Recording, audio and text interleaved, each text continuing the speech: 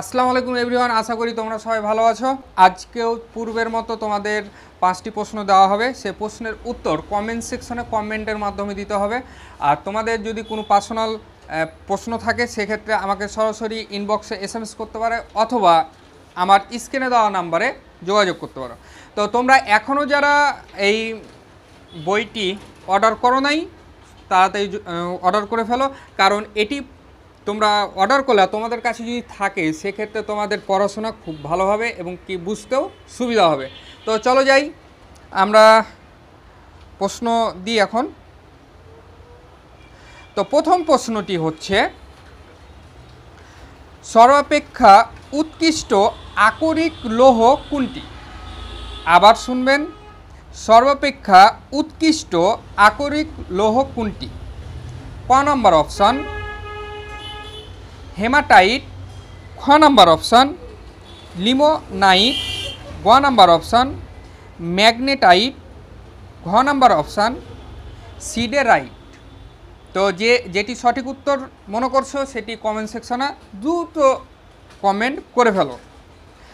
2 নম্বর প্রশ্ন, বাংলাদেশের রাজনৈতিক সমুদ্র সীমা কত? আবারও বলছি, বাংলাদেশের রাজনৈতিক সমুদ্র সীমা কত? ক নম্বর অপশান 12 নটিক্যাল মাইল, খ নম্বর অপশান 20 নটিক্যাল মাইল, গ নম্বর অপশান 200 নটিক্যাল মাইল, ঘ নম্বর অপশান 250 নটিক্যাল মাইল। যেটি সঠিক উত্তর মনে করছো তাড়াতাড়ি কমেন্ট সেকশানে উত্তরটি দিয়ে ফেলো। 3 নম্বর প্রশ্ন,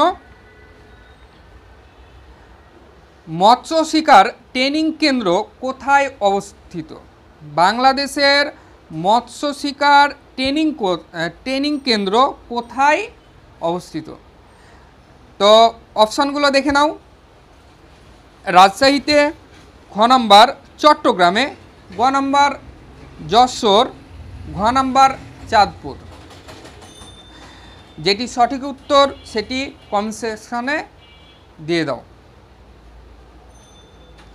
4 নম্বর প্রশ্ন, হরিপুর তেল ক্ষেত্রটি কোন সালে আবিষ্কৃত হয়?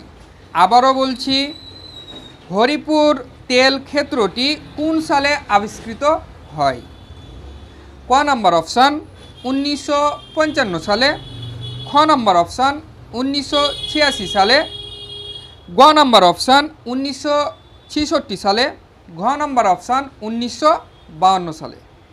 যেটি সঠিক উত্তর সেটি কমেন্ট সেকশানে আবার দ্রুত করে ফেলো। 5 নম্বর প্রশ্ন, এটি হচ্ছে লাস্ট প্রশ্ন আজকের। টেকনাফ কিসের জন্য বিখ্যাত? টেকনাফ কি জন্য বিখ্যাত বা কিসের জন্য বিখ্যাত? ক নম্বর অপশান পর্যটন কেন্দ্র, খ নম্বর অপশান ভূ উপগ্রহ কেন্দ্র, গ নম্বর অপশান বাণিজ্যিক কেন্দ্র, ঘ নম্বর অপশান রেলওয়ে কেন্দ্র। তো তোমরা আর দেরি না করে 5টি প্রশ্নের উত্তর খুব দ্রুত কমেন্ট সেকশানে করে ফেলো। আর তোমরা এই বইটি আর দেরি না করে অনলাইনে অর্ডার দিয়ে দাও। আর স্ক্রিনে দেওয়া নম্বরে সরাসরি তোমরা যোগাযোগ করতে পারো। তো আজকে এই পর্যন্ত, সবাই সুস্থ থাকো, ভালো থাকো, আল্লাহ হাফেজ।